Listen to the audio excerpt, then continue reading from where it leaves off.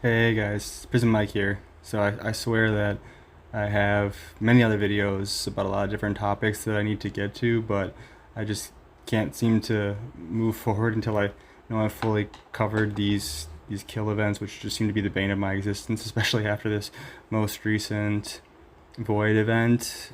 I would bet that if I was gonna die today, that these would be my unfinished business, and I would just come back as a disembodied prison my ghost, haunting all the C30s that can't seem to figure out how to put up or keep up a bubble for a day. And unfortunately, I would never know peace because they just can't seem to figure it out. So, however, I'm already pale enough, and being a ghost probably not going to be a good look for me. So I'm going to try to just give it one more shot here to make sure I give everyone the most crucial information to be successful. And based on our recent butt kicking here against 926, it seems like I probably have my work cut out for me. I also wanted to provide just some insight on how to fix your nation if you're in a situation where the nation's just not performing up to potential in these type of events, and some of the different things that you can actually do to correct that. I know that these videos always tend to be much longer than I intend, so my hope is that I can use these time stops, which will be at the bottom, that you can see there, that you can kind of hover over to identify the different topics, and I'll try to have clear labels so people don't have to listen to this whole thing, especially if they're not interested in some of the basic stuff. They can just skip ahead or jump around to whatever interesting topics or useful topics are relevant to them.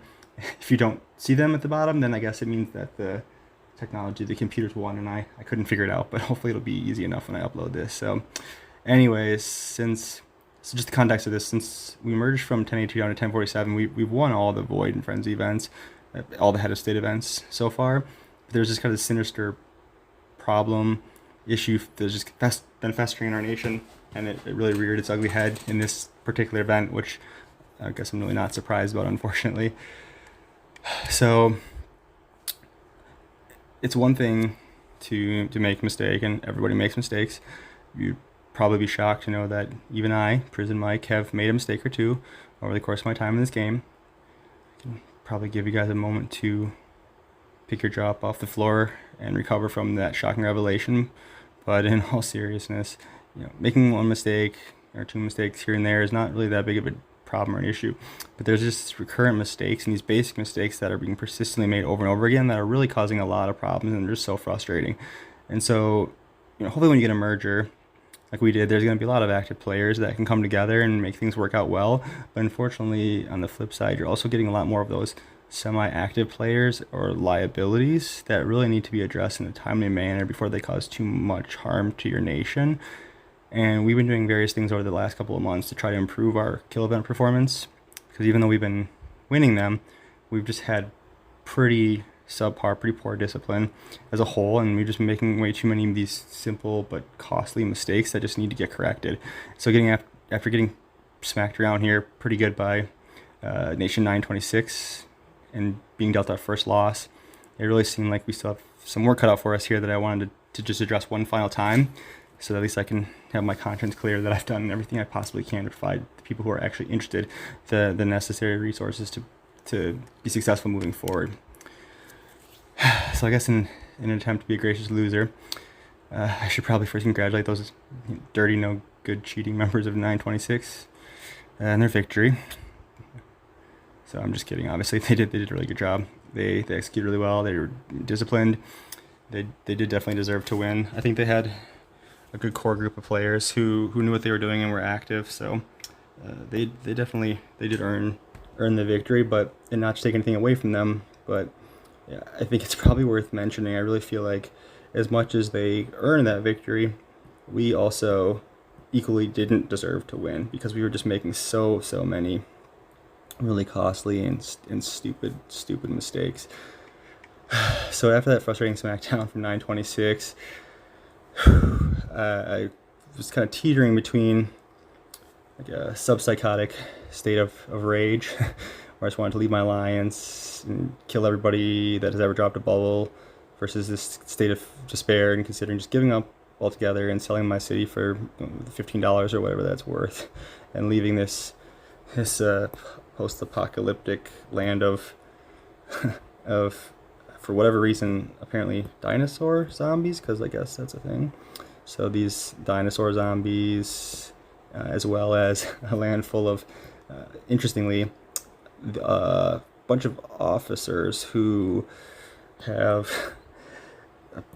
they've all figured out, some common pathway where they basically been able to defy physics as we know and understand it, and and gravity for that matter, in their chesticle situations, which all somehow seem to just be able to have their own unique properties. I don't know how they managed to do that, but I guess kudos to them. So that's what it's come to. Anyway, and of course also now we're just not just those things, but we're the land of dragons apparently. Because why the hell not? So the only thing that doesn't really seem to be featured in this zombie game are the zombies. So good stuff.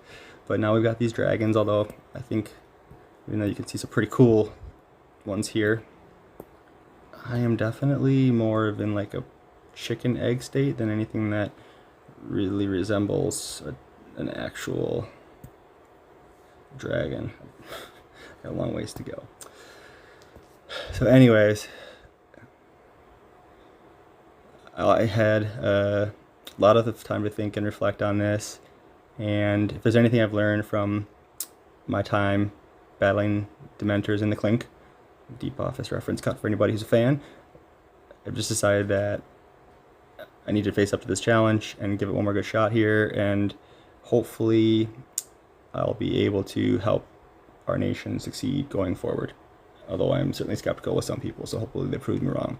So getting into the nitty-gritty of this here. So really, the nation, they're struggling in these void or frenzy events. It's really likely to mostly related to the kill events, I think, and the performance in the kill events. And so the way I think about this, in the words of the great Dwight Schrute, Michael always says, KISS, keep it simple, stupid. Great advice, hurts my feelings every time. Sorry, using a lot of office codes in this one, but they'll have our coping mechanisms. So yeah, anyway, I think that it is important to keep it simple here. And there's really just two types of problematic groups in these kill events. You have basically like your active players, and then your like very minimally active or inactive liabilities. That these two groups are kind of the main source of most issues that are going to come from kill events. And so even though they are problematic in different ways, the end result is kind of the same, with just giving up too many points. And so the inactive liabilities, or minimally active people, are the ones who just don't really bother to bubble up or put the shields up before the events, or they drop them frequently during the events, and they're not hiding their troops. And so they really add up to a lot of points and easy kills for opponents. And then comparing that to the active people who, whether intentionally or unintentionally, are participating in ways that are really just going to be counterproductive to actually winning the event. And essentially, they're probably going to be involved in battles which they are giving up considerably more points than they're able to score for the nation. And so they may have the best of intentions, but they just have poor decision making, and their battle choices are resulting in significant net losses of points. And this is usually going to come from just fighting outside of your weight class, so to speak, or just basically meaning fighting battles against much stronger or even equal strong opponents in the wrong setting, where they're just piling up easy kills on our players. And the reality for most nations, ours included, is that there's probably a combination of these two things that's really causing it. So as far as like solutions go, so first the issues with the minimally active liabilities, or like inactive people, really is there are a couple things you can do. And I realize that taking advice from a guy who just got smacked down all up and down 926 into 1047, and probably all the way back to 1082, even it was that bad. So you hear me out here, but I guess take what I say with a grain of salt. So, but for nations that are having predominant issues with a lot of inactive people, there are several important measures that you can take that I'll go over. But just to recap really quickly here, because I don't think I can go into the actual kill event results anymore. I mean, I ended up second, and you saw that our alliance and nation got second as well. So let's see if I can find. So this is the. So yeah, I did get first in the kill event portion, but obviously we got smoked in the overall event. So yeah, so this is the actual, just the results of the kill event itself, and you can see kind of uncharacteristic for us. We really only had 2 people in the top 10, and they had a lot of active people there from both their top 2 alliances that did a really good job. So I'll get to how to handle active players and what to do next, but before I get into that, I thought I would talk about the 3 main things you can do to deal with the inactive problematic players. And if you already know the details of these types of things, you can certainly skip ahead. But basically, this would be referring to number 1 would be like purging. Number 2 would probably have to just be setting different types of limits for different city level players or different players regarding the amount of troops that they can actually have, and the numbers and stuff like that too. So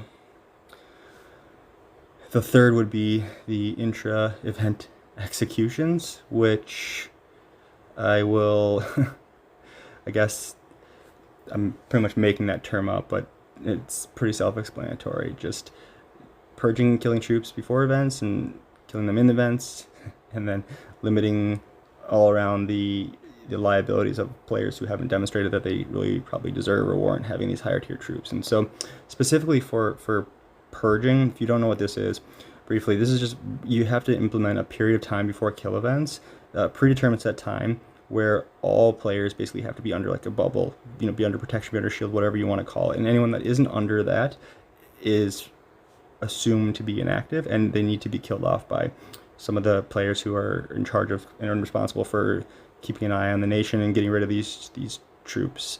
And so this is just really, really important because, as you can probably imagine, there can be so many points given up if you don't do this. And I actually should be able to, I think I have even a bunch of, yeah, so I mean, this is from May 17th, but I mean, we started with a 2-hour purge period initially, but that was not long enough because we had so many people unbubbled that we had to basically extend it to a 4-hour period. And it was just so bad that I freaking had to learn how to do Photoshop to literally put like 4+ people to a page, because otherwise I was going to have to send 400,000 individual pictures to our chats to keep track of all the people that are dropping bubbles and stuff like that. And so it was that bad. And the reason that it can take so long too is you want to be slow marching these players. You don't want to have to waste resources like your speed ups and stuff like that.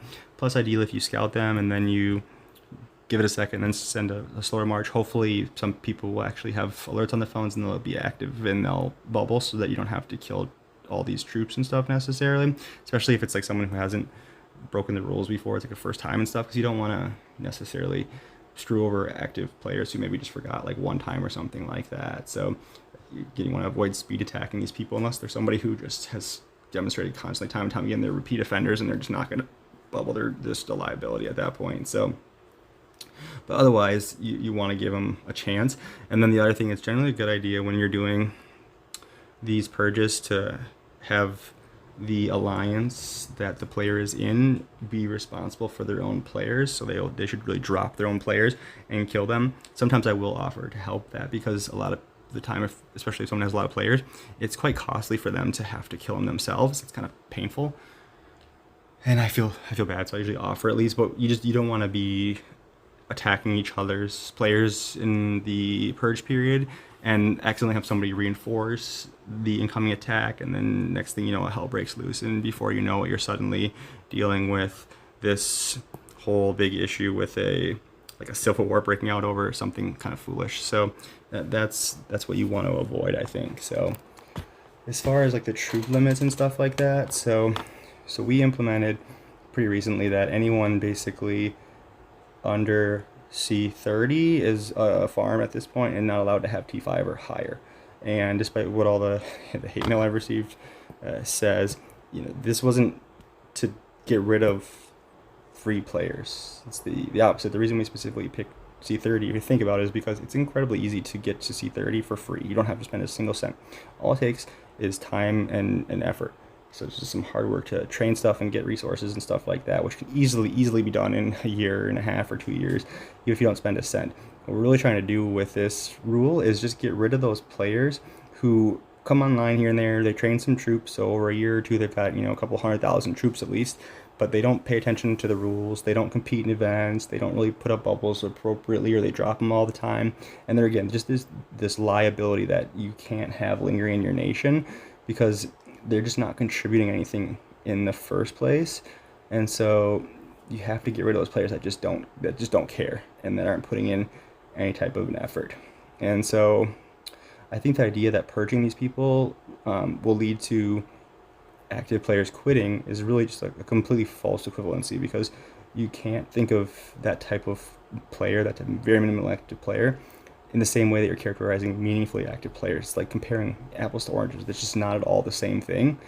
And so your nation's going to be much better off if you are getting rid of those people who just don't care. And even after a month plus of warnings and many weeks of enforcing this, there are still a good handful of players who don't care, and they'll just heal the wounded ones and they just go on, and they're basically like a bot. You can treat them like a bot. Just a side note, with any type of rules or things you're doing and implementing in your nation, it's really important that whenever you're going to implement nationwide rules, that the leaders decide on something they think is beneficial and they want to try to implement it, it's just imperative to communicate that message very clearly in the nation chats, and then to multiple of the different alliance leaders, so that they can also disseminate the information to their players. And that way there are multiple modalities that are communicating this information, and you want the message to be like very clear and very consistent and concisely communicated, ideally by multiple people from the group of leadership. Like if I try to announce something on NC, the nation chat, I've blocked probably so many players by this point that I'd pretty much just be having a conversation with myself. So you want to have multiple players communicating this information to the nation and to the other leaders of the nation very clearly and concisely, and be very consistent with the same message on this, and give a reasonable amount of time before you implement a rule change. Don't just change something like 2 days from now, some like major thing, because you're not giving people enough time. And you want to give active players who would put in a good effort to meaningfully change something, you want to give them a chance to do that. So the other thing is, just when you're setting like a timetable for things, you don't want to say we'll be implementing this in 30 days or something like that. Just, you want to set an actual date. That way, if it's being said multiple times too, it's not confusing. So just June 1st at server reset, the following rule or rules are going to take effect, something like that. So just be very clear with that. So the other thing then is what I like to think of as like again, the intra-event executions, I think is the random name that I gave it, IEEs, which making it again sound like it's a real thing, but I definitely just made that up. So, but it's pretty self-explanatory. People who are dropping a bubble during events, so they're dropping their protection, they have troops in their city, they need to be killed. Generally, I'll monitor, and some other people will kind of monitor the top players and alliances in general during the event, as much as we're checking the other enemy nation for bubbles to drop. And then you just have to go get there, port there, kill them before the enemy players do. And this is just because if they drop their bubble, they're going to lose troops no matter what. The question is whether or not it's going to be like a catastrophic loss that gives a ton of points to enemy nation, or if you're just going to take care of it yourself. And if you're hitting them, it does give you a chance to also have the reports and keep track of the players, so that if there's a repeat offender, they're being dealt with appropriately, and that you're also giving good education and helping hopefully players to not keep doing that as much as possible. So it can be beneficial from that perspective as well. But the biggest drawback with this strategy is that I think it's just incredibly costly for the players that do it. It's just a huge strain on resources. And so I know for like me, it's just, I've done this every single event since we merged basically, and it's eating up like quite a few of my troops. If you saw, even just from that one like purging event, like I'm losing hundreds to thousands of troops on all these attacks, and that's just one purge prior to one event, not to mention during the event. And it costs tons of Titan vitality and tons of gold, and it just gets so costly. And so this isn't something that you can, that at least I'm not spending nearly enough money to where I could sustainably do this forever and ever and stuff like that. Just it's brutal. If I'm going to spend hundreds of thousands of gold in these kill events, which is what I've been doing, I would rather be doing it in a way that I'm just able to really wreck our enemies and get massive points and scores to help our nation. It really kind of sucks to have to spend a big portion of that porting and killing our own nation for no points at all, and again wasting all those resources and things I already mentioned. So it's not a sustainable long-term solution. It's just kind of a bridge, and you want to think of it as like a bridge to getting players to be compliant with the nation rules, or to just eradicating from the game permanently. So as far as kind of monitoring the results of these different things you try with these inactive players, so this is the first kill event here that we just finished, that I didn't do this. I just said it's kind of time to see how other people will respond, and to see how the nation does.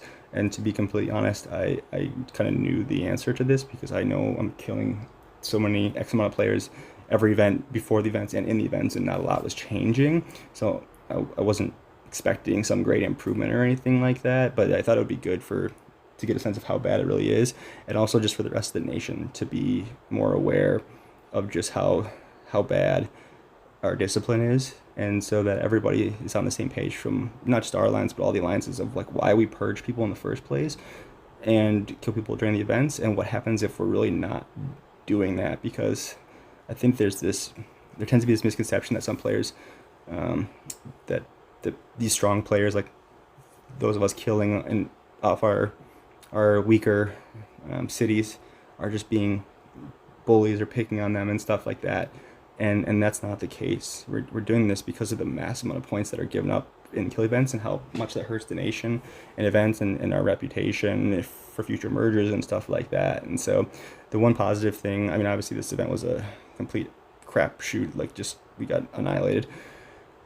But it was good to see that the C30 rule definitely was helping, because a lot of those players that are repeat offenders with dropping their bubbles, they still drop their bubbles. That it didn't change the amount of people who didn't bubble or drop their bubbles, but the amount of troops that they had over T5, or the amount of cities even with T5 or higher, was much lower. And so the points that were given away from that, at least, were considerably less. So that was good to see, but unfortunately the results otherwise, I think, kind of speak for themselves, and it was pretty brutal. And so I mean, I've been participating in kill events, I think, literally since we were like strongest commander or whatever it was back in 1082, and this was easily, I think, the most probably frustrating and disappointing kill event that I've definitely ever participated in. And it really wasn't because I didn't individually win like the void strongest commander or anything. I honestly don't really care too much about that. If there was an award for like finishing in the top 3 in all these frenzy and void events without actually finishing first, I hands down would have won that event. Every time I'd win that award. I always seem to get second or third, and that's totally fine. Like, that doesn't bother me at all, as long as our nation is winning and doing really well, and our alliance is doing really, really well. I'd rather just kind of consistently contribute in each event, and instead of saving up a ton of speeds for recruiting, tons of mobility, and then just going super, super hard in one event to win that individually. Nothing at all wrong with doing that. It still helps the nation and the alliance, certainly. It's just we're in competitive enough battles frequently that I feel like I can't really just take off events fully to store those things up. And honestly, I'm fine with that as long as we're doing well. Just, it definitely sucks when we're not doing very well. We're making a lot of those same stupid, foolish mistakes over and over. It's just really disappointing and infuriating. So for repeat offenders that you're in these events and people are just dropping bubbles or not bubbling appropriately, like multiple times, and they've been warned and they've been given adequate resources or education if that's what they're interested in trying to figure out, and they're just not doing well, you have to get rid of them. You have to burn these people and eradicate them from your nation. I think you give people a couple chances so that if maybe they want to try to do better, they can. And if they don't, you just need to treat them like they're literally a cancer to your nation. You just need to resect, to cut them out before they spread. And by spread, I just mean that you can't risk those liabilities ruining events for your active players who are really trying to do well. I've definitely seen, I'm sure a lot of you guys have seen or even felt, like you see some of your best, most active players that are putting in the most time, effort, money, etc., getting really frustrated because they're doing all they can, and it feels like it's just not going to matter or not be enough because there's always people who just don't give a crap and are dropping their bubbles and giving super or just doing stupid things and giving super easy points to the enemy. So it's almost like impossible to win or to win at least as an individual too against another like strong opponent in another nation. And I've definitely felt this way at times too. And that sentiment is so dangerous for your nation, and you have to address and correct that immediately. You can't have meaningfully active players in your nation quit because of a bunch of inactive liabilities that will never contribute any meaningful points in any events. And if you added up all their performances and points in every single event, it would be a massive negative number for the nation, right? You can't have that. So if there's one thing I would say for the inactive liabilities portion of this, it's just that you give people however many meaningful chances you think are reasonable as a nation, and then when they no longer deserve more chances, you eradicate them without any hesitation, and you do that repeatedly until they leave, because that cannot be allowed to linger. That's so important. So getting to something that's I think a lot more interesting, at least though, is like the active players and mistakes that can be made and how you can remedy them, because this is just I think a lot more interesting probably to talk about. And so we lost, obviously, but I usually do pretty well in the kill events. So I'd like to think that I can definitely walk through, as I've done in other events, some of these strategies to try to help with the performance of active players who, unlike inactive players, are usually at least trying to do a good job. But there's probably, they're usually well-meaning, and they're probably making some mistakes due to kind of misguided efforts or maybe not fully understanding some of the fundamental concepts in the kill events. And so I think the best strategy for this situation is not to just kill them off, obviously. It's to try to give them good education and good coaching on how to do things the correct way, and that's hence why you see all these videos be just over and over again. I think you don't want to kill or start killing off legitimately active players without giving them meaningful chances to learn, develop, and become meaningfully contributing members. And again, that's the point of this whole channel, other than just hopefully giving you guys some wonderful sources of free comedy and comedic relief, but also just some wisdom and a bunch of educational resources that people can hopefully use to do a better job. And so the main things I want to talk about from the active F-ups, if you will, the biggest mistakes that I was seeing when you put them into broad categories were basically, very simply, people not hiding troops appropriately in different contexts. And that one's very easy to fix. It's just really discipline, I think, more than anything. And then the other one, which is probably the most interesting, but also very much more nuanced and difficult to discuss and coach, I guess, is that like poor battle or enemy selection in matchups. And I have a bunch of reports from 926 that we'll talk about. I'm going to look through a bunch of them, kind of see if there's anything educational that can be provided from them, give examples of good and bad things, try to make some of these points. Well, having to relive the nightmare, I guess, that was our severe butt kicking by 926. And so there's, as far as the whole like not hiding troops appropriately, so we've had people dropping their bubble or protection or just not hiding troops appropriately, and then we've also had people who were farming incorrectly, which we're using too many fleets and things like that, which is just kind of ridiculous at this point. And then just people making bad decisions about attacking or reinforcing against much stronger opponents, and that was leading to a lot of huge losses and just significantly more points for enemy nations. And so those are kind of the three things that I'll probably address more than anything. Unfortunately, we've had in probably all of the last several Void and Frenzy events consecutively, at least a couple of players dropping their bubbles, and they've been active players, and it's usually been their first time doing this.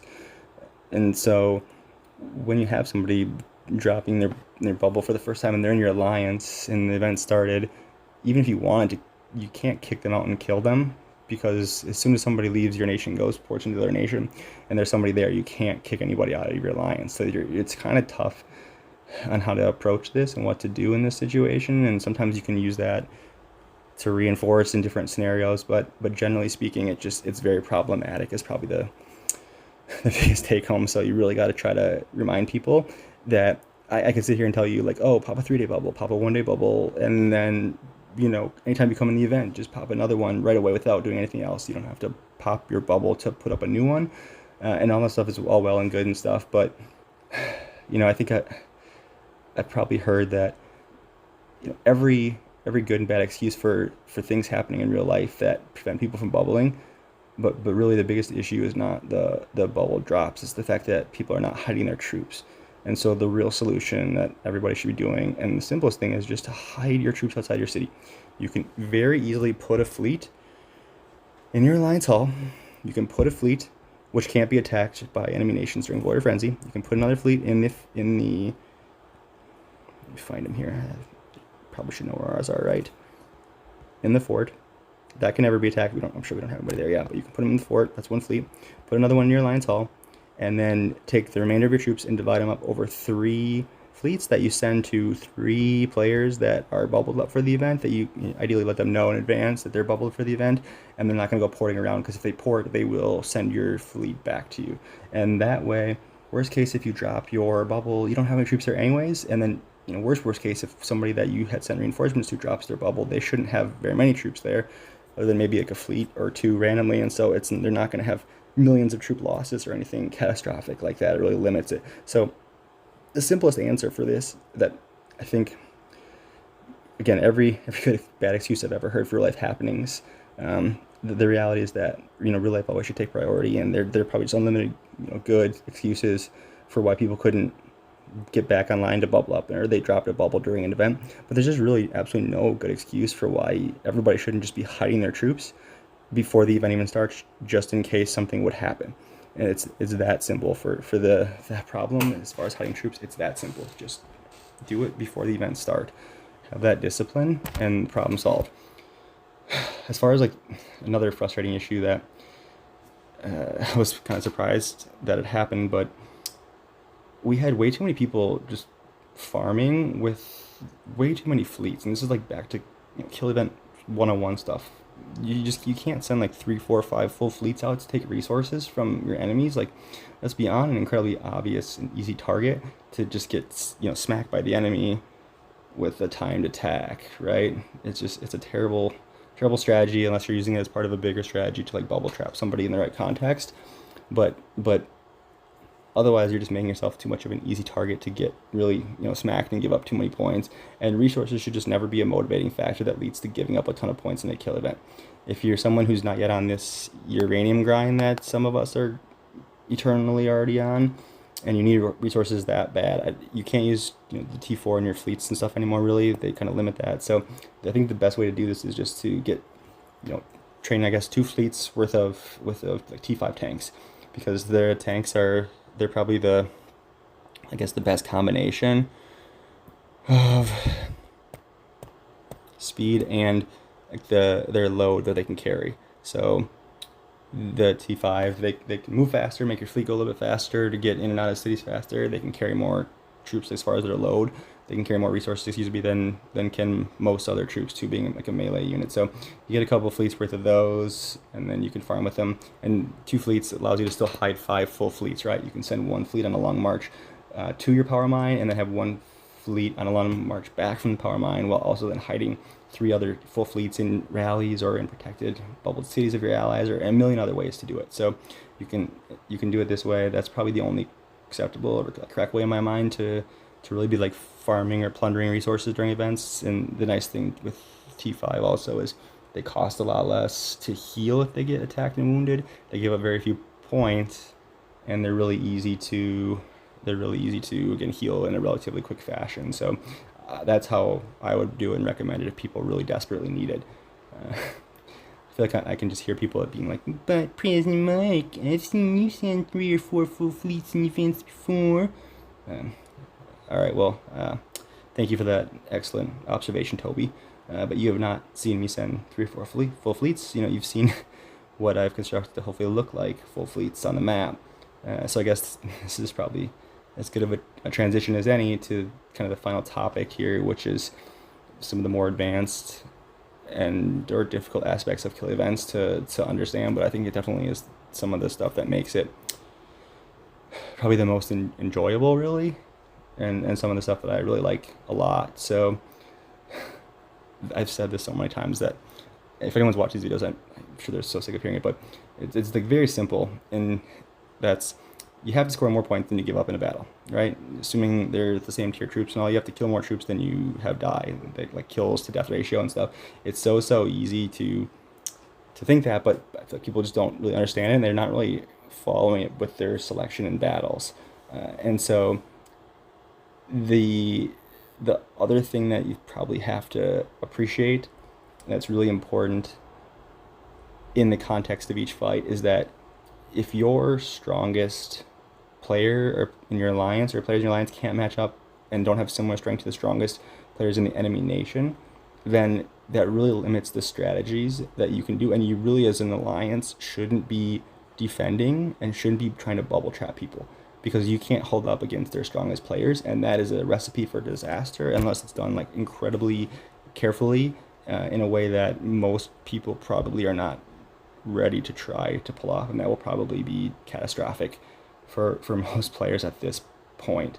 So the other thing that before getting into the details of this that I think is worth mentioning at least is that I think I've always talked about kill events, and in the context of kill events, the way to win, obviously frenzy, you can get points from plundering and stuff, but you have to kill troops, right? That's how you get points. So weaker players are going to have a much more difficult time finding favorable opponents where they can score more points than they're going to give up in this context. And so, we always want people to contribute and be active and stuff, but you have to make sure you're focusing on finding weaker opponents in cities and alliances so that you can contribute and score more points than you're giving up. And honestly, not contributing is much better than losing points on a net basis, and scoring 0 points in an event is much better than giving up 1,000,000 points or something like that. And so the simple reality is, in these kill events, the weaker players not really being active is not necessarily a bad thing, and that is different from like a GC, the Polar Wars, Elite Wars, things where you have to occupy spaces to get points over time and stuff. That's when you want to bring, if you can bring 100 active players, great. You want 100 people, because you're not giving up points for your alliance, at least in these events, if you have more players killed or troops killed than you kill, right? That may help for people on an individual score basis, but it doesn't matter for the actual alliance or the nation in these type of contests. So you want to roll 100 people deep if you can. Even if you have weaker players, you just want active players. But that's very different from these kill events, where it's so important that you have to do a good job of picking your targets. And a lot of what I see and what I'm going to go over in this next part is really just people not probably making the best decisions, I don't think, with regard to who they're like targeting and who they're kind of getting themselves into different types of fights with. So the final thing before I get into some of these reports here to understand is just the context, and that means that you just have to have situational awareness and understand that battles you get into need to be predicated on your strength and your alliance mate's strengths, really, that who are online and available to help you in that particular situation, compared to kind of the enemy nation's relative strength. And so that's, I think, something that people also have a tough time understanding is one strategy may work in one event against one opponent. That doesn't mean it's going to work against everybody. So you have to develop this like situational or context awareness of how to do things based on what you have available and who you're fighting against. And I think people just aren't really fully understanding that in a lot of ways. And so I'm hopefully going to be able to help provide some more context and information here with some of these different reports that I'm going to go over here in a second. And I'm hoping that will help everybody to get a better understanding of it. So I think now it's time to just get into the actual more advanced aspects of the fighting, and this is again the toughest, but I think really the best and most interesting fun part of the game. So basically you have two different battle situations: you're defending or you're attacking, and then there are subsets within that, but defending can be good to minimize troop losses, and it's assuming you're in a void event like this, there's no difference in the points for attacking versus defending, and so there's no penalty or reason not to potentially defend in void events. But that being said, one of the major drawbacks of defending in fights is that you don't really have as much control of picking your opponents like you do as the attacker. You can go and attack specific people to try to get more favorable matchups. And so with defending, you could definitely find yourself faced with considerably stronger opponent or opponents, or like tons of enemies coming in, and be at risk of giving up a ton of points and losing a lot of troops. And so the main defending strategy to kind of counteract this is that bubble trap idea, which is kind of the pre-planned way that you're going to have whoever's the trap ready to bubble up or put a shield up as soon as their city is basically under attack, usually to prevent excessive amounts of players from joining from the enemy team. And in so doing this, you keep more favorable numbers when you limit the incoming forces to try to keep the battle in a more manageable setting. That then, while you're simultaneously putting this shield up, this bubble up, you hopefully have a large number of players and some strong players who are also speed reinforcing to your city. Because even though you have reinforcement limits before a battle starts, once a battle starts, there's no limit, and that's why you can see like 6+ million people, getting into a city and defending and stuff like that. It's because that's in the context of a battle that's already underway. And then I'll also go over I'll go over examples of a bunch of these things with attacking, defending, reinforcing, bubble traps, all that stuff here, and go over some of the different reports and stuff too, to try to make this more applicable for everyone. So I think, let's see here if I can find some useful ones. So yeah, as far as this was like pretty much right away in the early part of the event, where I ended up attacking them, and they had a weaker city they're using as bait, which is generally what's done. And so I actually can show you guys. I basically go into this fight and end up using my SOS right away kind of here to prevent losing a bunch of troops, and was able to kill for about 471,000 and lost about 291,000. So favorable, but not ideal with the amount of troops that I would have liked to have killed. And so this is a good example of, they did a good job here, where they've got kind of this initial group, but then basically right away, right there, that first person is one of their stronger players, and he's there within 5 seconds maybe, or something like that, 5 or 6 seconds. And that's really a key. When you're using a weaker city in particular for a bubble trap, you want to really minimize the amount of troops at that city. I've said this in prior videos as well, but you don't want that city to have a lot of troops, because it's going to make for them having a lot more losses and a lot more easy kills for someone like me who's attacking. And the other thing that's probably important, maybe the most important thing really, is actually to have a really strong person, ideally someone who's very similar in strength to the attacking person, ideally stronger if anything, but similar strength, that can get in there. So that's what you're seeing. I mean, I'm able to kind of burn through their front row, but right away they've already got somebody here. They didn't finish killing on their front way. They've got somebody here coming in, and that's one of their strongest players, who's able to basically have enough melee plus the pressure of their attacking troops kind of add into the mix here, where they're just able to kill all my front row, and I'm not able to burn through theirs, and then it's a pretty quick battle from there.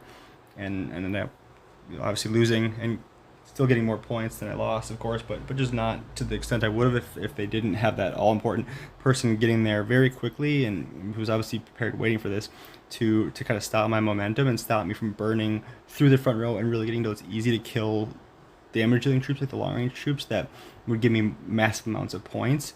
And so again, it's just so important to have that strong player get their melee in there to limit my kills, because when you're a long range build, which I currently am, you can see everything kind of is focused on, you burn through the front row as quick as you can, ideally quicker than they burn through yours, and then you get into the next rows, the mid and long range troops, and you're able to usually hopefully kill them very quickly while they're still just stuck on your front row troops, and so you get tons of points. And that's kind of the whole goal with these long range and the high damage output that they can do, but they're relatively easy to kill troops too.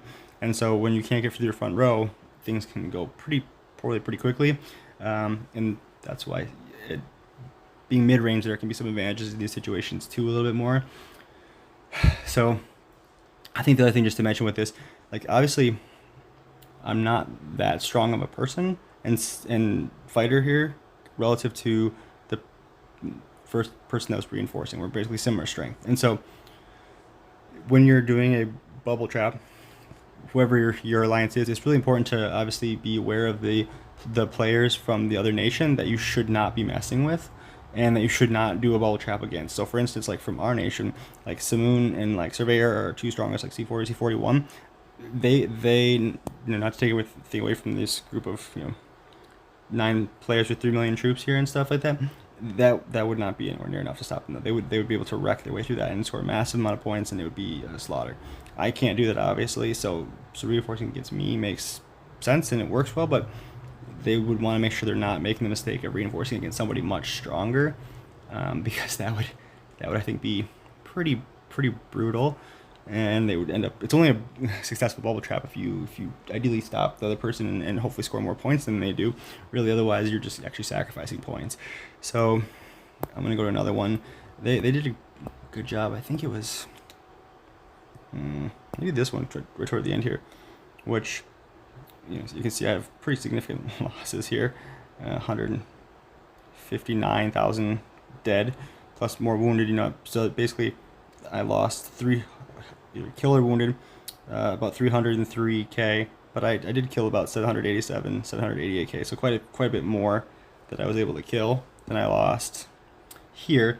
This is again another bubble trap they had kind of late in the event, and same concept. So this time, I mean, I do have Aeon active, so that's obviously going to help me out a bit, and they do have some troops and some reinforcements coming in there. So you can see this person again, that Haas person was in there much later this time. Instead of like 5 or 6 seconds in, they were in there like 14-15 seconds into the fight. And so this particular fight, a couple differences, and one of the main reasons they probably got more points. Aeon being active is good, but I think just their strong player getting there much slower. I was able to kill a lot more troops before they basically got those strong people in there to kind of stop my momentum and get me stuck on their front row troops without being able to burn too much into their easier to kill and juicy back row and stuff like that. So that gave me more points. And then they did have in this one, I'm not going to show stats and stuff from the enemies, but their person who was kind of hosting this, if you will, had a lot more troops and actually lost a lot more troops then too. So again, having a very limited amount of troops, like one fleet only from kind of the hosting trap person is going to be really important, because you just don't want them giving away a ton of easier points. So I think that's kind of the main thing you can see here. Just one thing that's worth noting that I didn't do in either of these fights that normally I would. When things start to get out of hand, especially like I'm not using an SOS here and stuff, like I already used that, like there's going to be a point when it's just time to bail. And when you're getting stuck kind of front row against front row here, that's probably time to think about that, especially as more and more reinforcements are coming in hot. But in about 3 seconds here, right there actually, once your Titans start to die, like my Titan got smacked there and they're dead, I mean that's really time, like even though still have some front row and stuff, that's the time to retreat and get out of there. Like your officers have kind of hit and done what they can. You've probably gotten the points you're going to get, and I think that really the longer you stay in at this point, the less favorable it's going to be for you, and the more points you're just going to probably give up relative to scoring the longer you're hanging out in here. So, but to be honest, a big part of this was we were getting our butts kicked at this point. It wasn't like I was hoping that maybe doing this would rally some more people to be more active and do some more attacking and stuff, but they had such a big lead, they were kind of bubbling up anyways, and people were just not really active, so that's kind of a lost cause. But also, I don't have really any reports saved from when I'm fighting kind of through full battles as a long range here, because I always would retreat in these situations, and I did want to have some full reports saved here so I can kind of reference these as I switch over to mid range to kind of compare and see the end result, and find some of those more meaningful differences potentially from switching to mid range if there really are any. So it was kind of painful here, but I have my reasons for this, and I definitely also need to get rid of some of these troops to make room for a whole influx of mid-range troops here, hopefully in the coming weeks or months and stuff. But just because I didn't bubble in either of those fights or some of the ones that normally, not bubble, but retreat, when I should have retreated realistically. I did want to I pulled a couple from our most recent GC where we got smoked by 1054, and they had like 54 40 or 41s, and it was pretty brutal. So I mean, congrats to them, they did a great job. But I was definitely retreating a fair amount, and so just to show a couple different examples there. So this first one here, actually, I didn't have to. I mean, I luckily they had quite a few people and a lot more troops, but not as many like plain titan strong players. So I mean, this one just kind of a normal fight. I was able to burn through their front row very quickly. I mean, if you look here, like their front row is dead right there, like at the 10-second mark, which is really about 7 seconds into the fight. And so they got a couple more reinforcements, but I know in advance who all their like strongest players, their C40, 41s and stuff. So I know who I'm looking out for to immediately be retreating if they come in. And the nice thing getting through this fight here it says 20 seconds, really 17 seconds basically of actual fighting, and it's done. So there wasn't a ton of time for them to necessarily be aware and to get one of their strong players' fleets in there. So there I was fine. I didn't have to retreat to avoid heavy losses and get smoked. But then I think I want to say, I have a couple other ones. Which one was it here? I think it might have been this one next, where they have 15 players, but they actually don't have that many troops there. And you could certainly make the argument that I could have probably fought for even longer than I did. But I wanted to just show an example of one of those common strategies that can be effective, where you basically retreat at about the 10-second mark, which again, the battle's always basically start at 3 seconds, so like 13 to 14 seconds is actually 10 seconds of fighting. And they didn't really have any strong players in there yet. I definitely could have probably pretty easily kept going and fought a little bit longer. They did have somebody kind of incoming though, and I just again wanted to show an example of one of the more common ways where you go and you fight for that first like 10 seconds. You still have all your front row up, so you're not losing a lot of troops, and all your officers are firing and attacking and stuff. You're kind of getting as much bang for your buck as you're going to, and then you just get out of there. And in so doing, you avoid heavy losses, like 29.5k losses, and that fight was not much for me.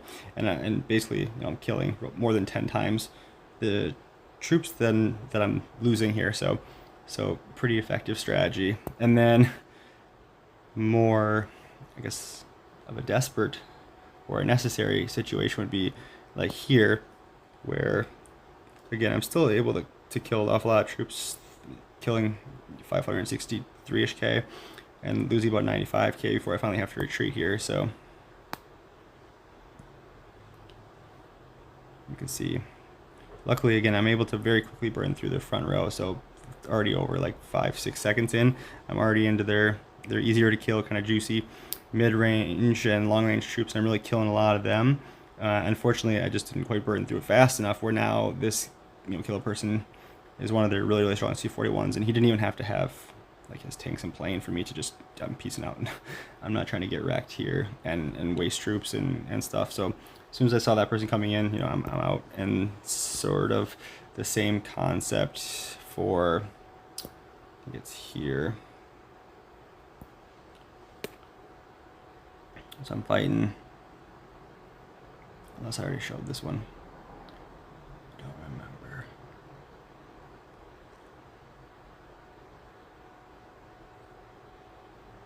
Yeah, so this is the other one. Yeah, so that Giselle person, that's C40. And so I'm basically getting ready to retreat, and then they have another C41 come in there, and I'm out.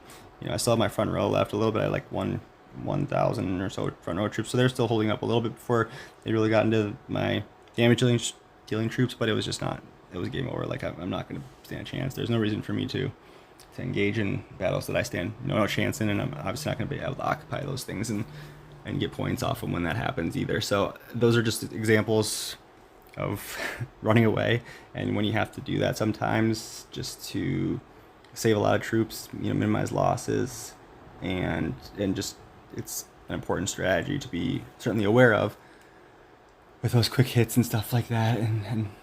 And so yeah, I think pretty straightforward. Going back now to our actual fighting here from this event. So you saw them execute 2 bubble traps pretty well and do kind of the main things appropriately. So let me see here. I should have, I think it's this here, yeah. So as I was kind of making a big old scene, farming people, sending fleets out and doing this and that, I'm drawing attention, obviously, to myself with the hopes of being able to get a favorable matchup where they're trying to attack me too, potentially. And one of the best strategies for this that I've found is the prison mic bubble, unbubble, bubble type of thing. And it's like a double bubble trap. I'm just making up random things here as I go with these names, but it's actually really, really effective. And so I noticed kind of over the last year or two, anytime we're attacking in a group, speed attacking, our strongest / biggest spending players are always the first ones there. And I also kind of noticed that trend with being attacked. It's always the strongest players that are hitting first. They're just slamming their finger down until it's raw to the bone, burning through all their speed attacks to get there immediately. And then you have kind of other players who probably aren't spending as much or don't spend anything, that are coming in to join, and they'll speed, but they're not they're not so eager to speed from 6 seconds to 3 seconds and then hit another one to just basically arrive. They'll save that 1,000 gold and just take the 6 seconds to actually get into the fight, because normally that's not particularly costly for them. But again, I'm always looking for little things you can exploit and that can make a big difference. And so I've just kind of found that what I did here in this particular situation was, with them incoming, I was able to basically bubble, let their a couple strong players hit my bubble, and then I unbubble by sending a scout immediately to the closest city. And it's, again, a scout, not an attack, so you can't bubble again if it's an attack. I just send a quick scout out.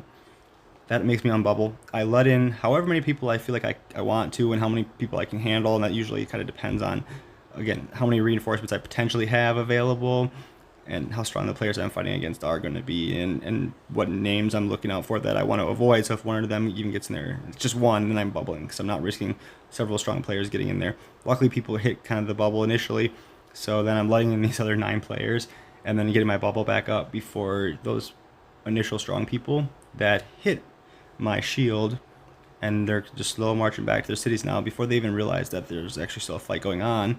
The fight's well underway, and hopefully I have a bubble up again. And the nice thing is, a lot of times the attacking people that are maybe a little slower, not getting there right away, they may not even realize that the first couple strong players that they're really depending on to do a lot of the damage and really hopefully tip things in their favor, those people aren't even in the fight. And so they're also probably a lot of times the leaders who are calling out retreats and stuff like that, and they're not even in the actual fight. And so it creates a ton of chaos as well. And generally you only get one of these against the nation before they kind of catch on, or at least certainly in an alliance. But you can really make that one count potentially, and be very favorable for, again, we lost 0 troops basically, right? And killed a lot, 1.7, 1.6-ish million, and only lost a couple 100K as far as wounded. You're going to see in a couple of the upcoming reports, I generally never have my full fleet at home initially, because you have to be very careful with that, because you can get caught in a situation and have a bunch of strong people coming in and lose a lot of troops and give up a lot of points, if you're not careful. And I didn't have the probably 2 strongest players, like Surveyor and Simoon being the strongest players.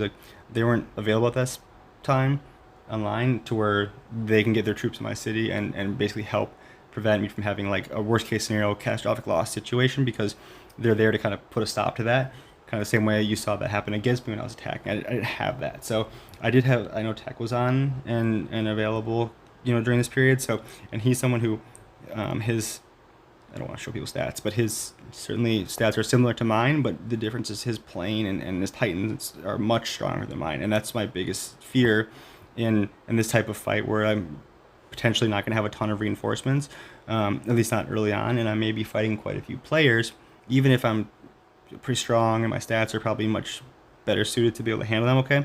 The one thing I really don't want to happen is just taking a bunch of that incidental damage and stuff like that, where my Titans or plane take a big hit and they're down for like the fight. That's kind of a guaranteed way for things to go very poorly for me in a situation that otherwise really should be fine. And so I'm always a little worried about that, particularly against strong opponents. And so having him there, I was basically able to keep only one fleet outside of my city, and still had almost 1.9 million troops roughly.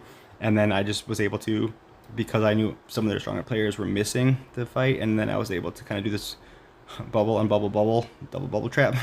I was able to just recall the rest of my troops, as you can see joining right now, basically to get my full fleet kind of back in there. And then as my bubble's up, they're not getting more reinforcements in anymore. They're kind of capped at 9. And I've got even more people who are coming to help me and to reinforce. And so that's kind of the best case scenario for me, where I can keep things as favorable as possible in a situation where I may otherwise be outgunned with like numbers and strength and stuff like that in an elimination.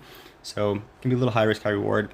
The goal, which I will kind of go through in some of these other fights too, is you just don't want to have so many troops that if you get stuck against way too many opponents and strong opponents, where you're losing a bunch of troops permanently because you're really exceeding your hospital capacity, which I just figure for me is generally probably like 50% of the troops I have there. Like if I lose, 50% are surviving, 50% are getting wounded. So I want to make sure I can fit and accommodate that 50% of wounded in my biochemical hospital, and my hospital wounded capacity isn't exceeded, which with Brave Star, it's incredibly unlikely that that's going to happen for me in this type of situation.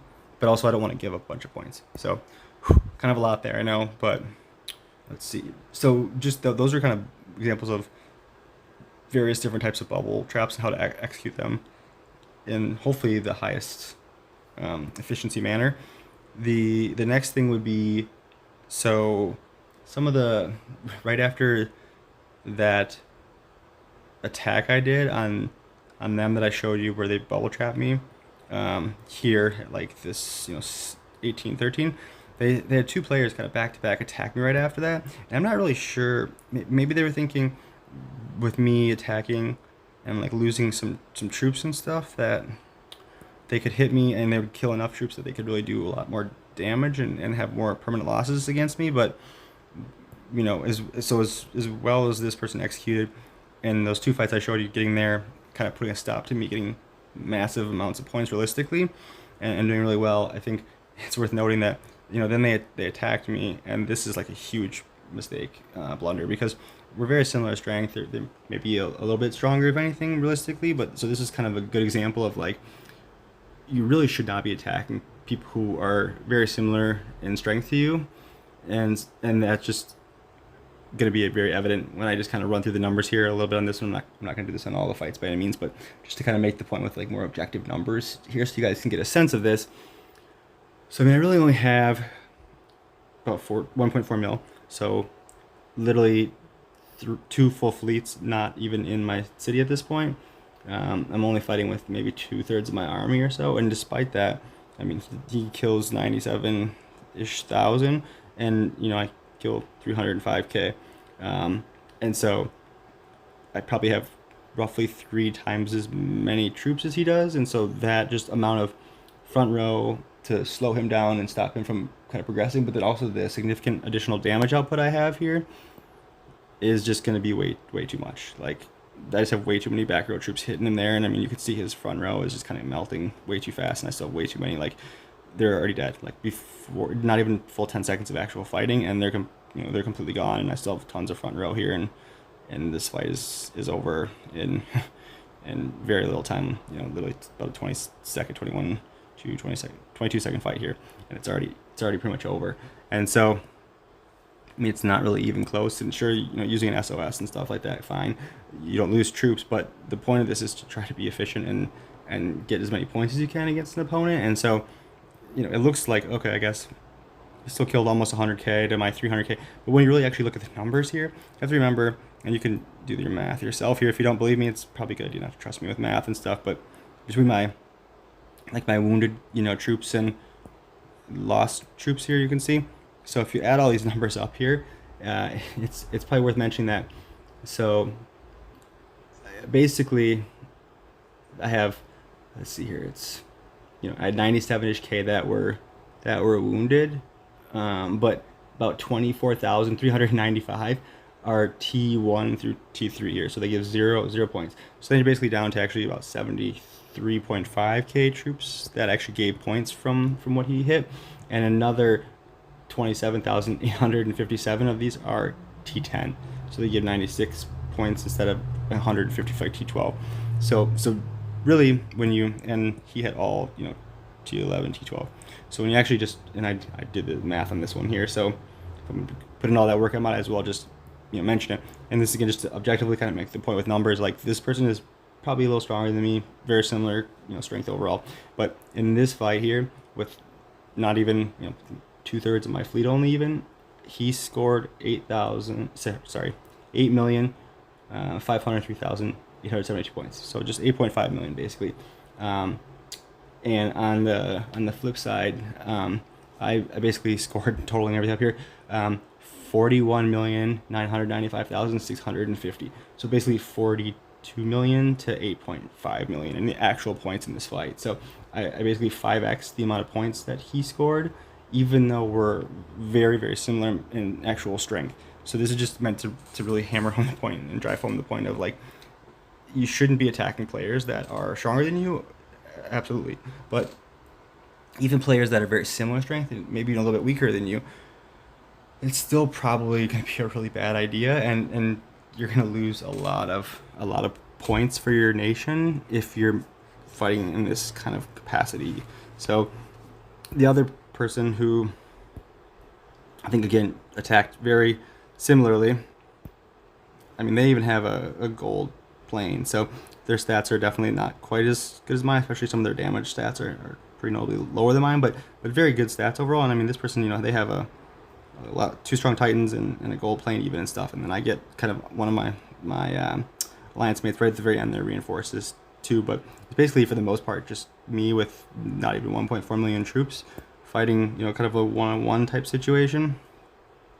And again, much more than, as far as like my kill to the amount I had, you know, wound or die ratio, like 61-ish thousand to, you know, 5+ times that. So as far as what I get for kill, so again, considerably better for me defending with this amount of troops against somebody who's very similar strength to me. Just again highlighting the importance of, you should not be attacking people stronger than you or basically the same strength as you. You're gonna lose that fight as far as the points go. It doesn't matter if you're doing an SOS or not. It's just a very poor use of an SOS and not good for the points for your nation.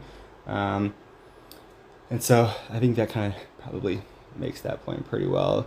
Not much else I can add to this. I will just say the reason I'm like, so, and I mentioned this in prior fights, but the reason that I'm not going to keep all my troops there, I'm keeping like several fleets hidden, is just because, again, I don't know exactly what could be incoming at any moment, and I don't want to get myself in a situation where I'm going to lose way too many points and permanently lose a lot of troops for my nation if things don't go as planned. Also, though, even if it's just like a one-on-one situation, it's pretty clear they're just trying to like SOS me and stuff. Yes, if I recall all my troops, I would probably have one even better, and one by even wider margin, but I don't want to reveal how many troops I have until it really matters. So in that fight that I showed you where I like did a bubble on bubble again, like I was trying to hide. People had been scouting me. I like to hide troops and show people what I want them to see. I'm not using fog of war really ever, and so people are not seeing anywhere near my full fleet when they're scouting, and then when they're attacking, they really don't know how many troops I actually have there because I'm hiding them in various ways.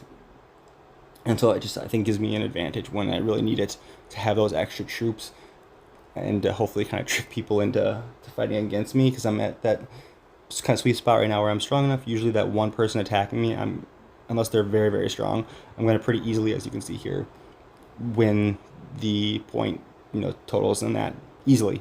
And so really what people have to do is they have to group attack me to try to kill my troops and to make the, you know, overall get through my front row and make it kind of a favorable thing. But then that puts them definitely at a disadvantage, because anytime they're not doing a near perfect job of getting everybody there right around the exact same time, I'm able to do different type of, you know, bubble traps and things to really make it hurt. So I'm at a pretty good spot. And then also just not being that strong, like not being a, you know, C40, 41, and my stats being still not that impressive by any means, and quite weak playing in Titans for C38.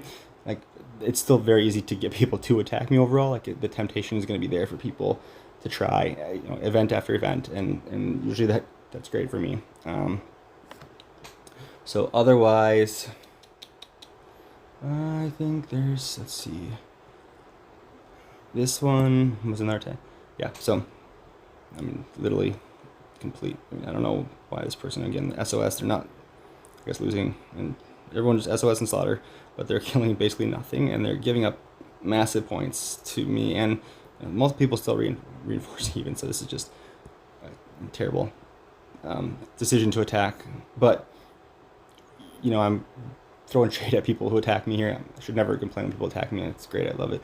But also, like, we did, as a nation, we got smoked. So we were making way more of these mistakes than they were. It's just I don't have those reports. So it's not like I can act like all high and mighty and like I don't make any mistakes and stuff. Because we were getting smoked in this event. Again, I don't have those reports. And so I'm sorry that I'm using these reports and making other people look bad and making me look good when that's really just a limited scope of what happened. They were doing a great job.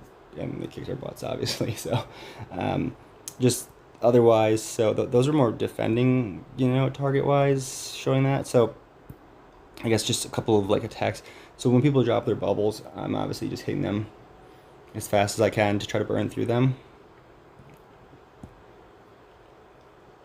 And as you can imagine, try to get through these people as fast as I can, burning through them so that there's not time for reinforcements to come in, because they're obviously not a bubble trap. They dropped bubbles accidentally, but once your enemy alliance members start to notice that, they certainly still can start to try to reinforce, and that can be good for me potentially, but it can also be kind of disastrous. And so I'm at least really trying to speeding in again, and trying to zero them out as much as I can. And you can see here, this person, their hospital capacity is apparently 345k, so they're basically losing 560,000 troops permanently. So it just really highlights again how important it is to hide your troops so this doesn't happen to you. There's probably, I guess this one too. Like this was another even bigger one that was certainly going to be pretty costly. So let's see here. Same concept. I'm just kind of speeding in there, trying to hit them as fast as I can. As soon as I see a bubble drop, I'm not trying to give them any time for other people to see this and to get reinforcements. And it obviously was not a bubble trap because nobody reinforced and they didn't bubble. So worth mentioning too, if you see this, I'm just speeding in right away. I don't want to waste any time giving them any chance to reinforce. And I know kind of what I'm up against enough to know that I can very easily kill this person off, and I'm definitely going to take losses. But not in a way where it's not going to be very, very favorable from like kills to like deaths to my troop ratio, 1-to-1 again breaking even. I know with this type of thing I'm gonna lose very few troops, and I mean, as you can see here, like, they got maybe 22k, and I'm killing, not quite 1 million on the first hit, and then I'm obviously speeding back over and over and zeroing them out as fast as I can. If some reinforcements get there later on, assuming they're not super strong people, I can usually burn through them too. So, but they didn't actually end up reinforcing, probably for the best for them in these particular situations, here and stuff. So maybe this one was the other one. Yes, I mean, a lot less troops, a lot more hidden, so they lost 33k, I guess, but on that first hit, but considerably less than if they had a lot more troops there, and also then I'm not getting that many points either. So at least having one fleet, presumably only one fleet there, save them a lot of pain down the road, I think. And so, again, these reports kind of demonstrate some bad choices in either attacking me or some good targets I was able to find and kind of hit, but there's obviously way more bad choices as a nation that we made in targets and in reinforcing, as you can gonna see in some of these upcoming things that is the reason why they 926 completely smoked us and stuff. So that's kind of the bubble trap-esque stuff there, the finding targets and who to defend against, and showing kind of, again, avoiding people who are very similar strength to you, that you're just not going to go well. The last situation, and where we really got wrecked a couple times, I think, is in a scenario where a person drops their bubble and they're not online, and so you're not going to bubble trap because there's nobody online to bubble their city. You could theoretically use like the shield all, but that doesn't work if you're in an actual fight. It doesn't shield somebody. You can't bubble trap with that. They can't be in a battle for it to take effect for them. So you have to be careful with when you're actually using that shield all. And so there's nobody to bubble their city. And so what it really comes down to, as always, is probably whether or not you should help reinforce that situation is going to depend on kind of the number and the strength of your reinforcing players available relative to the strength of the opponents, which can generally be kind of hard to know exactly, but you should know if you've got a couple of your strongest players online and ready and rearing to go, it's probably reasonable to obviously try to reinforce and help them and use that to your advantage. But if you're like, either clearly overmatched just in general, even if you have strong players online, or you're missing some of your strongest players, then it's probably unwise to do the kind of natural thing to instinctively reinforce when that actually could be pretty problematic. So on that note, though, after I just say that, I think the very first, let's see, it was the very first group of fights. So pretty early on, they were in our nation and they were hitting somebody that had a bubble down. And before this actual fight, I was able to kind of keep track of and see who was coming in and hitting and stuff, and make sure it wasn't some of the strongest like C40 or other people were not here that I really couldn't risk reinforcing against. And so before this fight even happened, I hit reinforced and against one person attacking, and they got wrecked. For whatever reason, they didn't use an SOS. They didn't retreat or anything. I'm not really sure why, and they got just absolutely wrecked. So my troops in this fight were already here. So I'm literally here reinforcing somebody who they didn't even have any troops left at this point. So it's basically like using their city as almost like bait without them even having any troops. And then I don't know if it's just they didn't realize I was there, or more likely they maybe just did do their homework and they had no idea who I was, or that I was probably a person they maybe should avoid fighting against in this particular type of situation. But regardless, I was there from the beginning of the fight, and it was just 5 of them. They never even get close to really getting through our front row and stuff. And then we have a couple more people reinforcing toward the end there that didn't really get to participate too much and all. But regardless, we had way too many troops for them, and they obviously get wrecked. And it was kind of funny that as I had literally just sped to that city, there were like multiple officers, people in our chat saying not to reinforce them, which is generally the right advice in these situations.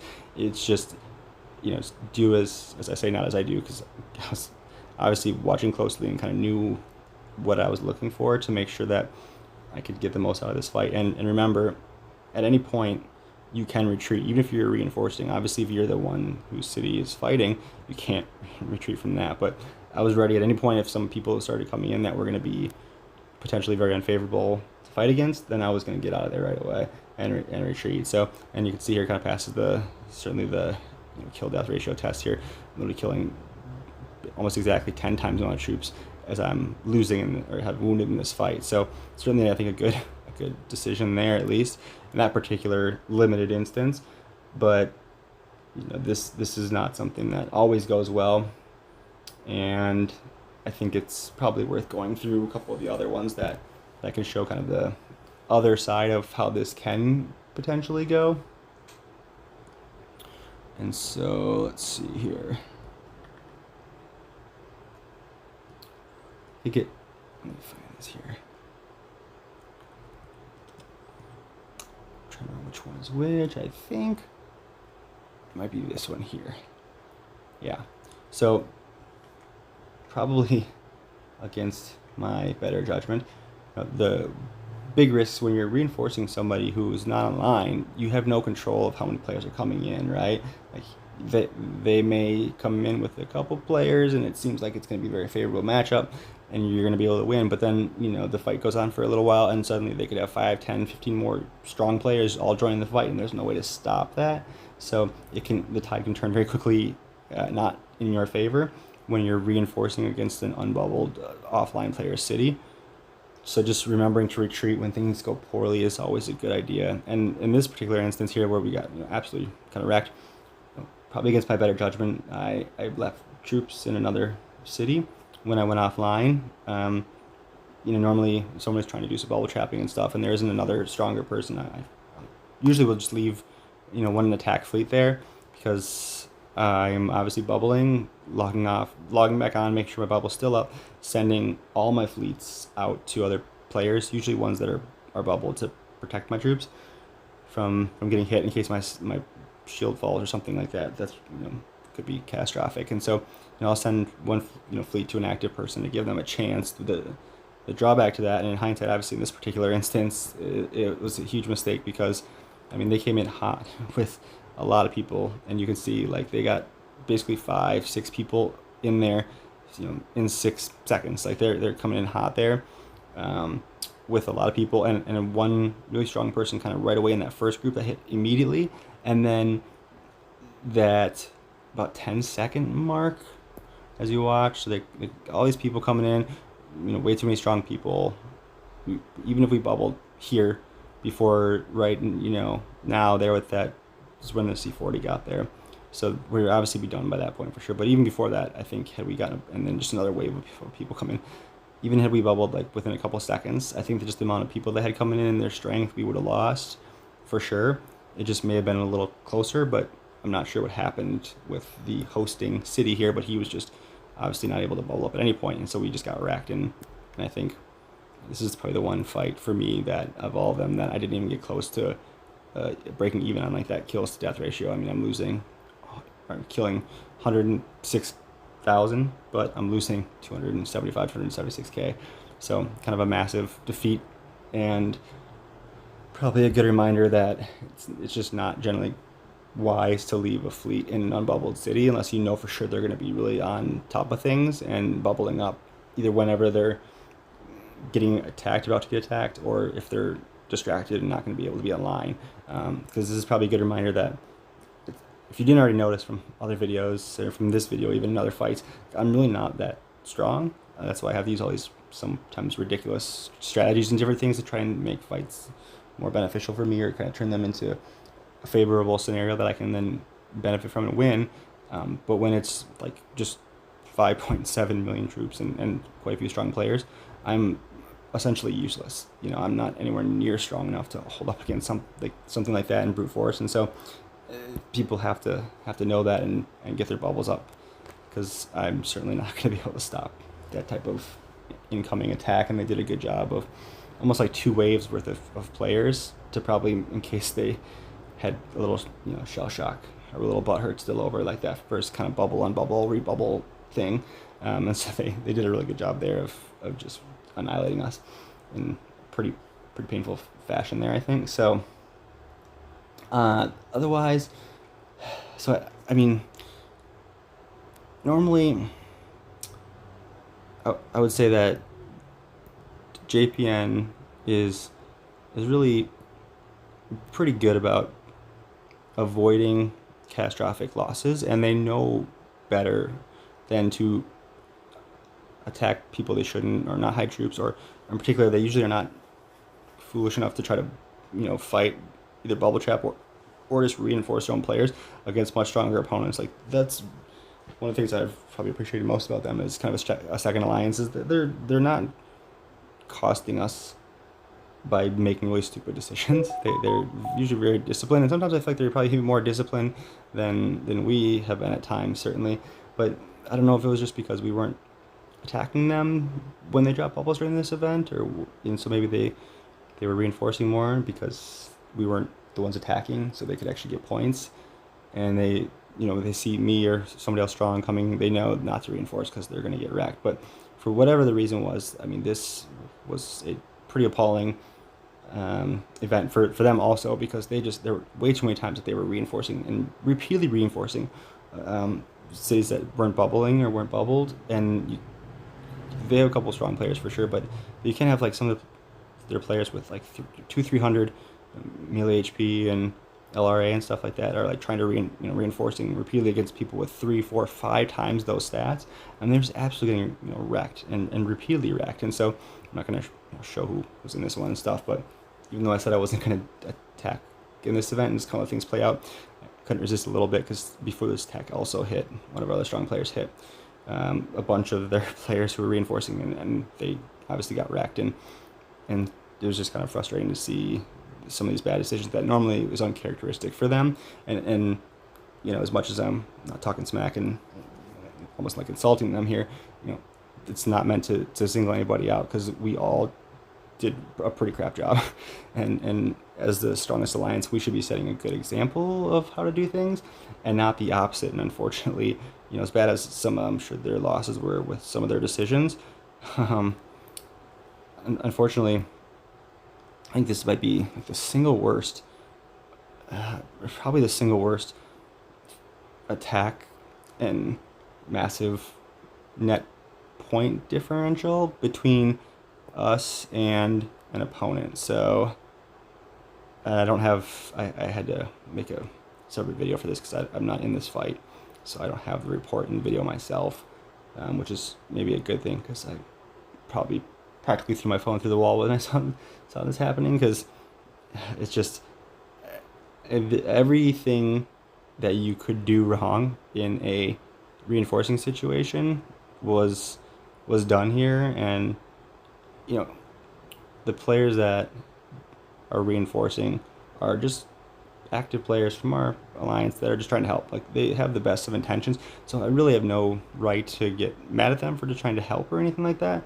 But it was just at the time very frustrating, because you know, I'm trying to stay competitive, try to keep us competitive, and this kind of, unfortunately, 2.7 plus million troop hit was like enough to just kind of catapult them beyond reach, and it was kind of game over in this one attack alone. And it was also just the way it happened. We made every mistake imaginable, so it was very nice of this group to volunteer to be the scapegoats and guinea pigs for all the things not to do in a fight. And you know, unfortunately, the person who dropped their bubble here initially, this is the first time they've ever done that in an event, and I think they just have a lot of stuff going on in real life, and they actually retired/quit after this, unfortunately. So it is what it is. But with the mistakes we made that I'm gonna show here, I mean, it went from being what was a pretty bad fight and kind of a catastrophic loss to like a massive one. I'm not going to show his stats, because again, I don't want to make people mad, and I didn't ask them if they're okay with that and stuff. So that's just the troops he's sending, and then you're going to see kind of us here in this fight, obviously. So kind of important to note, I think, like he's got us with basically there 10 seconds in, because 13 seconds, but 3 seconds when stuff really starts. Within 10 seconds, all the front row are dead. So he's now through our front row, still has 11k front row, and obviously now the painful burning is really going to get started here, as he's just wrecking these much easier to kill troops. And then, at this point, it's bad. Zombies are defending, and their zombies are down. So now, like, right when zombies are down, front row's down, we get the first person 20-something seconds in reinforcing. And their front row are basically all dead immediately. They're not joining remaining front row.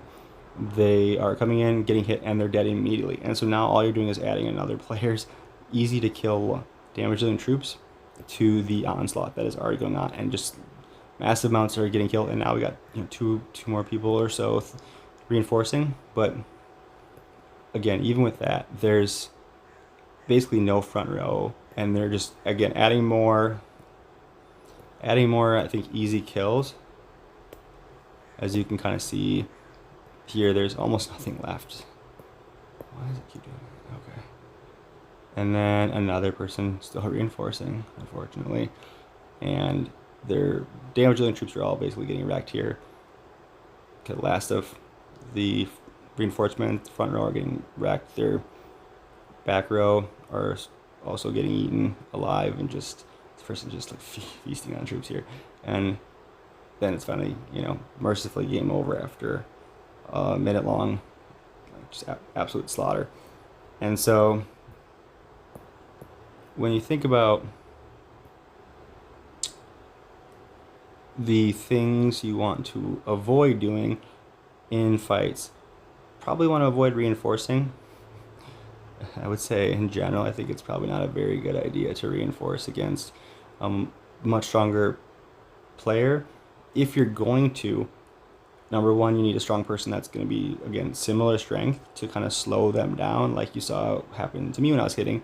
You need that person that can slow down their attack and allow all your damage dealing troops to kind of burn through them. And he's just got strong enough troops here, he's able to get through the front row, get into those damage dealing troops, and then there's nobody strong to really slow him down or oppose him. Number one, all the people reinforcing are not really strong enough to be able to hold up against him meaningfully, and they're also doing it in a very late fashion and almost one at a time, where somebody's getting in there, one hit, front row is dead, and now he's just eating more easy to kill back row troops. And so it's just kind of this snowball effect of all the things you really want to avoid happening in this particular fight.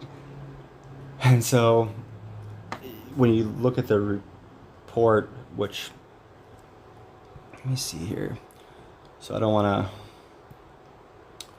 to show all the people's names or anything, because again, they're just trying to help, and I know that, and I'm certainly not trying to like yell at or pick on people and stuff. But you look, he lost basically like 1.3-ish, 1.4 million, the person that dropped their bubble, which is a massive amount. But you've probably seen from multiple reports and videos that I've done, I frequently will find people with like 1.5, 6 mil troops, and I'll hit and zero them out, and great, that potentially up to a couple 100 million points is great, but that's probably not going to win a battle by any means all by itself.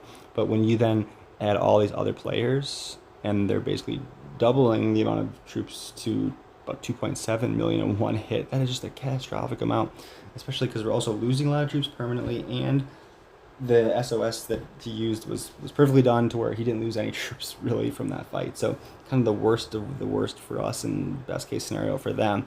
And just if you briefly look at like the kills to death ratio, I mean, we're losing 245k here and killing only about 67k, 17-ish k killed, and probably 230-ish thousand wounded or dead. And the list goes on. You can see here, like, basically the big thing is nobody's even close to a break even on their kill death ratio of like 100,000 killed and 100,000 wounded, right? Breaking even, like nobody's even close to that. So nobody was anywhere near strong enough to really be trying to get in this fight, and that was going to be capable of slowing him down enough to make it a wise decision to do that. And then again, spacing out the reinforcements, like they were that combination of those mistakes is just kind of a fatal storm of worst case scenarios that led to a pretty massive defeat there. So again, we're all just learning from this. Hopefully we'll get better. I think when you take a bad hit like this, you remember that, and you won't make that mistake again, so they can be really pointing reminders of what to do or what not to do. And so hopefully we're just going to use that as a good learning reminder, and not do and repeat these mistakes in any of our alliances where we are just throwing points at the enemy in a way that's like super unproductive and unsustainable. So if we want to actually win or be competitive, and if not, I've done what I can to help people, and I'm just going to be zeroing everybody out after this many attempts, if people still are refusing to do things in a much more appropriate fashion. So anyways, I don't want to end on something like that where you get wrecked pretty severely. So quite painful. I guess I think really the only other one then to end on, which unfortunately is also pretty painful for me, if I'm not mistaken, pardon me. Here, this is a decent hit for me. I mean, I kill almost 1.5 million, and I'm losing 356k or so in that fight. So pretty huge difference relative to some of the other fights. And this is another, and probably the last example I have of where I hit an enemy and they didn't have a bubble trap ready. This was another person, I think, that dropped their bubble basically, from what it seemed like, at least kind of in the somewhat slow response to this fight, and the fact that they didn't bubble. So a much lesser extent of what you just saw their person execute and do to double the effect that compared to what I had. But The difference is here. So I had again active here. I think one of the big things is I'm definitely able to burn through their troops quite quickly, and I mean they're clearly out of front row already. I'm eating a lot of easy kills and points here, but I'm not fully able to end that Kyle person right there at about 21 seconds is their C40. So normally when that happens, once that person gets there, I'm done. And you can see my Titan, one of my Titans is already down. I'm kind of stuck with a bunch of, troops kind of mingling here and fighting and trying to just get as many points as I can, as I mentioned in that prior fight. As soon as that C40 got there, saw them, I would be retreating and getting out of there because it's kind of game over for me. I'm not going to be able to burn through that person and get all that many points in a favorable fashion. But again, I wanted to have some recorded fights that I can reference here for multiple reasons that I already mentioned, so I'm not going to go through them again. The reason this one was so good for me, and the reason I got so many points, 1.4-ish, 5 mil, on the first hit alone, despite them reinforcing this, because Aeon obviously helps, but I'm also just able to burn through their front row, and I'm really getting a lot of points here, killing a ton of back row troops until right there, about that, 21 seconds, so 18 or 19 seconds into the actual fight, when they're a strong kind of stopper, they're a person who can hold up my forces pretty significantly, gets there. So I have much more time to eat a lot of those troops before that person shows up. And the other thing that I've talked about, they're a person with all the troops here. Again, this wasn't a bubble trap, this was just a bubble dropping, and so a not super strong person having this many troops gives me a chance to just kill my way through a ton of troops and get tons more points before things get pretty bleak for me. And I still lost just tons of troops here, but again, I need to clear out long range troops anyways to make room for hopefully better things to come. So yeah, I know that was a lot, and I figured it would be, but I wanted to just walk through again, defending, attacking, how to kind of pick enemies and what to avoid so that you don't get wrecked and not hitting people who are strong as you and stuff, where they're going to just get way more points, not wasting an SOS just so you don't lose troops but not getting points out of it. That's a big mistake. Avoiding that. Make sure you're executing bubble traps if that's your goal appropriately, by not even engaging with really strong opponents that you can't win, knowing who those people are. And if you have a favorable matchup, executing quickly with getting strong players in there right away and a bubble up right away. Those are kind of the main take home and important things. And then overall, just attack selections, attacking the right people, and reinforcing if necessary, along with whether or not you should really be protecting or trying to reinforce players who drop bubbles in void.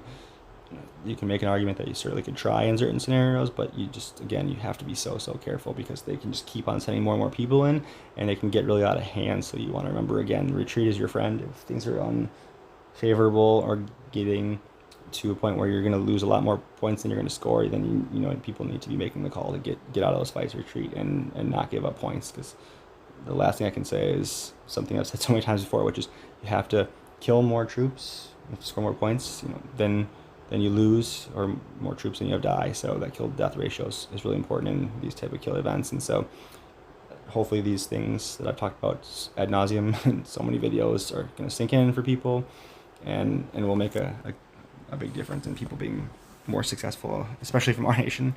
And hopefully people will watch this from our nation to get better, and we can hopefully kind of rally here for the upcoming Frenzy event, and at least get back on the right track. So long video. Thank you guys for sticking through it if you did, and watching. Like, comment, subscribe if you can, and if you found this helpful. I always appreciate that. If you guys have questions, we can feel free to comment and ask here. You can also ask them in the game, and we can go back and forth with the world's worst translator and see what kind of nonsense we get for answers. But anyways, again, thanks for watching, guys, and happy hunting. Best of luck out there to everybody.